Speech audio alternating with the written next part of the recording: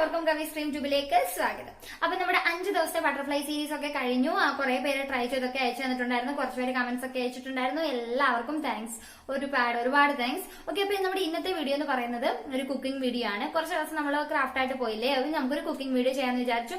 അപ്പൊ ഇതെന്ന് പറയുന്നത് നമ്മുടെ ക്വാറന്റൈനിൽ ഇരിക്കുന്ന ബോയ്സിനൊക്കെ ആയിക്കോട്ടെ, അതുപോലെ തന്നെ ഹോസ്റ്റലേഴ്സിനൊക്കെ ആയിക്കോട്ടെ, അവർക്ക് പെട്ടെന്ന് ഉണ്ടാക്കാൻ പറ്റുന്ന ഒരു ഡിഷാണ്. കാരണം കുക്കറിൽ വെച്ച് പെട്ടെന്ന് നമുക്ക് ഉണ്ടാക്കിയെടുക്കാൻ പറ്റുന്ന ഒരു റെസിപ്പിയാണ്.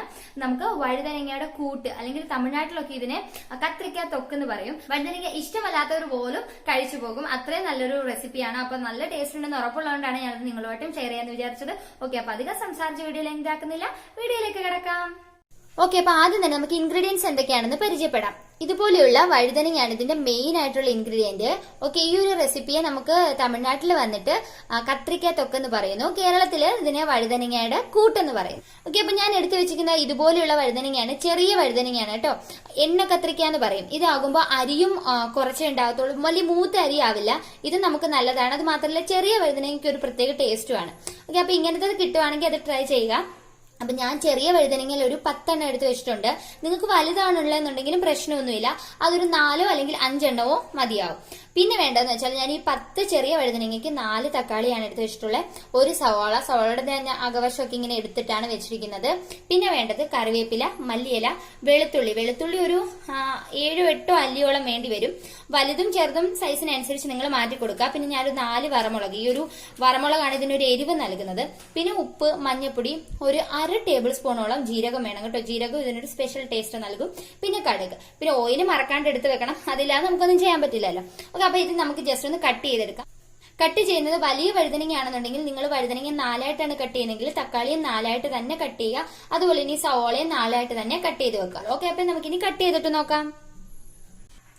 ഓക്കെ, അപ്പൊ നമ്മളെല്ലാം കട്ട് ചെയ്തെടുത്തിട്ടുണ്ട്. പിന്നെ കട്ട് ചെയ്യുമ്പോഴത്തെ പ്രത്യേക കാര്യം, നിങ്ങൾ വഴുതനങ്ങ കട്ട് ചെയ്തിട്ട് വെള്ളത്തിൽ തന്നെ ഇടുക, അല്ലെങ്കിൽ ഇതിലൊരു കളറിന് ഒരു മാറ്റം ഉണ്ടാവും. അത് മാത്രമല്ല നിങ്ങൾ വെള്ളത്തിലിട്ട് നന്നായിട്ട് ഇതിനെ കഴുകിയെടുക്കുക. വലിയ വഴുതനങ്ങ ആണെന്നുണ്ടെങ്കിൽ നമുക്ക് ഒരുപാട് അരി നമുക്ക് അങ്ങനെ കഴുകുന്നതിലൂടെ അങ്ങ് പോയി കിട്ടും നന്നായിട്ട്. ഇതിപ്പോ നന്നായിട്ട് ഞാൻ ഉലച്ച് കഴുകിയാലും അരി അങ്ങനെ പോകില്ല, കാരണം എന്ന് വെച്ചാൽ ഇത് പൊട്ട വഴുതനങ്ങയാണ്. പിന്നെ ഉള്ളതെന്ന് വെച്ചാൽ നമ്മൾ തക്കാളി കട്ട് ചെയ്തു, സവോളയും കട്ട് ചെയ്തു, വെളുത്തുള്ളി നമ്മൾ കട്ട് ചെയ്ത് ഇങ്ങനെ വെച്ചിട്ടുണ്ട്. ഓക്കെ, ഈ ഒരു കൂട്ടെന്ന് പറയുന്നത് നമ്മൾ കുക്കറിൽ വെച്ചാലേ ടേസ്റ്റ് ഉണ്ടാവുള്ളൂ. കാരണം എല്ലാം ഒന്ന് ഉടഞ്ഞു കിട്ടണം, നമുക്ക് എല്ലാം ഒരുപോലെ ഒന്ന് ഉടഞ്ഞു കിട്ടാൻ വേണ്ടിയിട്ടാണ് ഞാൻ കട്ട് ചെയ്യുന്നത്. കറക്റ്റ് 4ആയിട്ട് കട്ട് ചെയ്യുക, എല്ലാം ഒരേ സൈസിൽ കട്ട് ചെയ്യാനെന്ന് പറഞ്ഞത്. ഓക്കെ, ഇനി അപ്പൊ നമുക്ക് സ്റ്റൗ ഓൺ ആക്കി കുക്കർ വെക്കാം. ഓക്കെ, അപ്പൊ നമ്മുടെ കുക്കർ ഒന്ന് ചൂടായിട്ട് വന്നിട്ടുണ്ട്. അപ്പൊ ഇനി നമുക്ക് ഇതിലേക്ക് എണ്ണ ഒഴിച്ചു കൊടുക്കാം. എണ്ണ ഞാൻ സൺഫ്ലവർ ഓയിലാണ് കേട്ടോ ഉപയോഗിക്കുന്നത്. ഇനി എണ്ണ ഒന്ന് ചൂടാവട്ടെ. ഓക്കെ, എണ്ണ ഒന്ന് ചൂടായിട്ടുണ്ട്. ഞാൻ 2 കടുകിട്ട് നോക്കി, അത് പൊട്ടുന്നുണ്ട്, അത് പൊട്ടിയിട്ടുണ്ട്. ഓക്കെ, അപ്പൊ നമുക്ക് ബാക്കി കടുകിട്ട് കൊടുക്കാം. എണ്ണ ചൂടായിട്ടുണ്ട്, നമ്മൾ കടുകിട്ട് കൊടുത്തു, കടുക് പൊട്ടിയിട്ടുണ്ട്. ഇനി നൈസായിട്ട് നമുക്കൊന്ന് തീ കുറച്ച് വെക്കാം, അല്ലെന്നുണ്ടെങ്കിൽ ഇത് പെട്ടെന്ന് അങ്ങ് കരിഞ്ഞു പോകും എല്ലാം കൂടി. ഇനി നമുക്കിതിനകത്തേക്ക് വറമുളകിനെ പൊട്ടിച്ചിട്ട് കൊടുക്കാം. അപ്പൊ ഒന്ന് ഏകദേശം ഒന്ന് മൂത്ത് വരുമ്പോഴത്തേക്ക് നമുക്ക് കറിവേപ്പില ഇങ്ങനെ പിച്ച് കീറി ഇട്ട് കൊടുക്കാം. നന്നായിട്ട് അങ്ങ് ഇളക്കുക. അതിലേക്ക് നമുക്ക് അരിഞ്ഞു വെച്ചിട്ടുള്ള നമ്മുടെ വെളുത്തുള്ളിയെ ഇട്ട് കൊടുക്കാം. എന്നിട്ട് വെളുത്തുള്ളിയും കൂടി ഇട്ടിട്ട് നന്നായിട്ടങ്ങ് മിക്സ് ചെയ്യാം. നമ്മൾ ഈ വഴറ്റുന്നതിലാണ് ഇതിന്റെ ഏറ്റവും കൂടുതൽ ടേസ്റ്റ് എന്ന് പറയുന്നത്. ഇനി നമുക്കിതിലേക്ക് സവാള അരിഞ്ഞു വെച്ചത് ഇട്ട് കൊടുക്കാം. സവാള ഇട്ടിട്ട് നന്നായിട്ട് വഴറ്റുക. സവാള നമുക്കൊരു കണ്ണാടി പോലെ ആവുന്ന പോലെ വഴറ്റാം. അപ്പൊ നമുക്ക് ഇതിനകത്തേക്ക് ലേശം ഉപ്പിട്ട് ഇട്ട് കൊടുക്കാം. ലേശം ഉപ്പിട്ടിട്ട് അത് നന്നായിട്ട് ഇളക്കിയെടുക്കുക. ഇപ്പൊ സവാള നമ്മൾ കുറച്ച് നേരം ഒന്ന് വഴറ്റിയിട്ടുണ്ട്. ഇനി നമുക്ക് ഇതിനകത്തേക്ക് നമ്മുടെ തക്കാളിയും കൂടി ഇട്ട് കൊടുത്തിട്ട് നന്നായിട്ടങ്ങ് മിക്സ് ചെയ്യാം. ഈ സമയത്ത് തന്നെ നമുക്ക് കുറച്ച് ജീരകം ഇട്ട് കൊടുക്കാം. എന്നിട്ട് നന്നായിട്ട് അതിനെയും കൂടി ചേർത്ത് ഇളക്കുക. അതിനുശേഷം ഒരു ലേശം മഞ്ഞൾപ്പൊടിയും കൂടി തൂക്കി കൊടുക്കാം.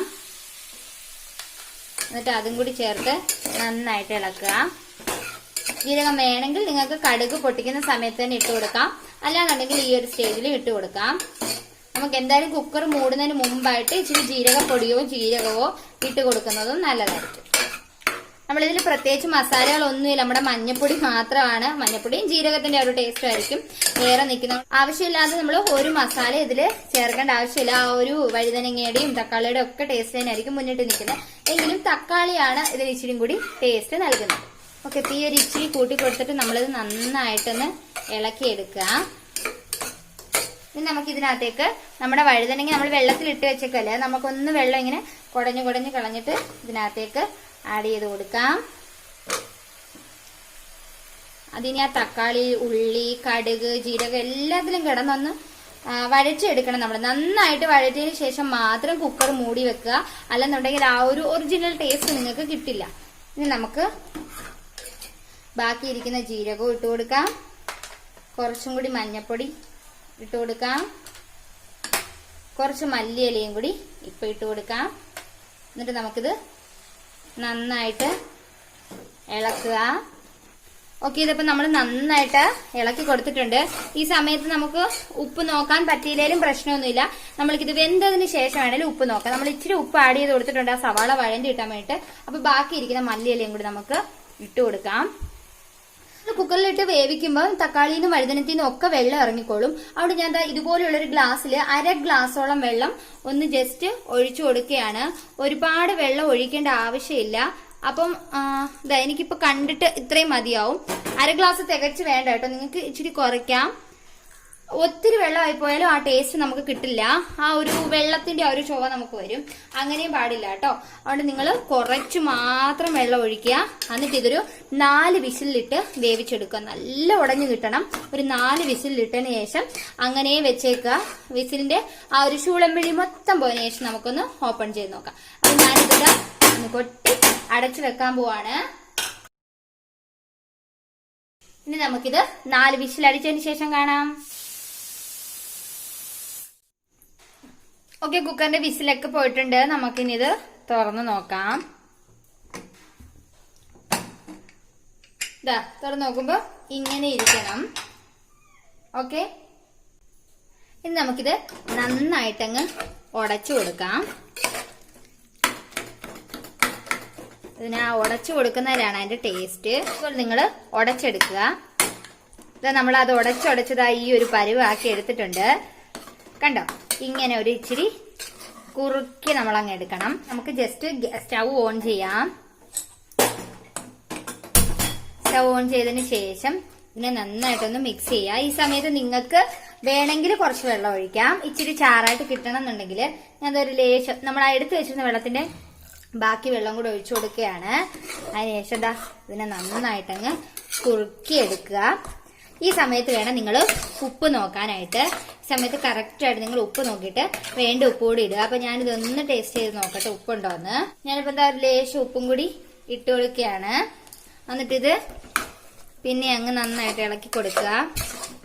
ശരിക്കും പറഞ്ഞ ഇത് ചോറിന്റെ കൂട്ടത്തിലേക്കാൾ കൂടുതൽ നമുക്ക് ദോശയുടെയോ അപ്പത്തിന്റെ ഒക്കെ കൂടെ കൂട്ടാൻ നല്ല ഒരു ടേസ്റ്റ് ആയിരിക്കും.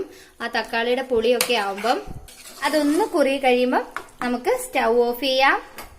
ഇനി നമുക്കിതിനൊരു പാത്രത്തിലേക്ക് മാറ്റാം. ഓക്കെ, അപ്പൊ നമ്മുടെ ടേസ്റ്റി വഴുതനങ്ങ കൂട്ട് അല്ലെങ്കിൽ കത്രിക്കത്തൊക്കെ റെഡിയായി കഴിഞ്ഞിട്ടുണ്ട്. ഇത് അധികം വെള്ളവും അല്ല എങ്കിൽ ഡ്രൈയും അല്ല, അങ്ങനെ ഒരു സ്റ്റേജിലായിരിക്കും ഇതിരിക്കുക. ഓക്കെ, അപ്പൊ നമുക്ക് ദോശയുടെ കൂടെയും ഇഡ്ഡലിയുടെ കൂടെയും അതുപോലെ തന്നെ ചോറിന്റെ കൂടെയും ഒക്കെ നല്ലൊരു കോമ്പിനേഷൻ ആണ്. അപ്പൊ തീർച്ചയായിട്ടും ട്രൈ ചെയ്ത് നോക്കുക. ഓക്കെ, അപ്പൊ ഈ ഒരു തമിഴ്നാടൻ റെസിപ്പി എല്ലാവർക്കും ഇഷ്ടമായിട്ടുണ്ടെന്ന് വിശ്വസിക്കുന്നു. വീഡിയോ ഇഷ്ടമായിട്ടുണ്ടെങ്കിൽ വീഡിയോ ലൈക്ക് ചെയ്യാനും ഷെയർ ചെയ്യാനും മറക്കരുത്. അതുപോലെ തന്നെ ആരെങ്കിലും ചാനൽ പുതുതായിട്ട് കാണുന്നുണ്ടെങ്കിൽ പ്ലീസ് എന്റെ കവിസ്ട്രീംട്യൂബ് ഒന്ന് സബ്സ്ക്രൈബ് കൂടി ചെയ്തേക്കണേ. ഓക്കെ, അപ്പൊ അടുത്ത വീഡിയോയിൽ വീണ്ടും കാണാം. ബൈ.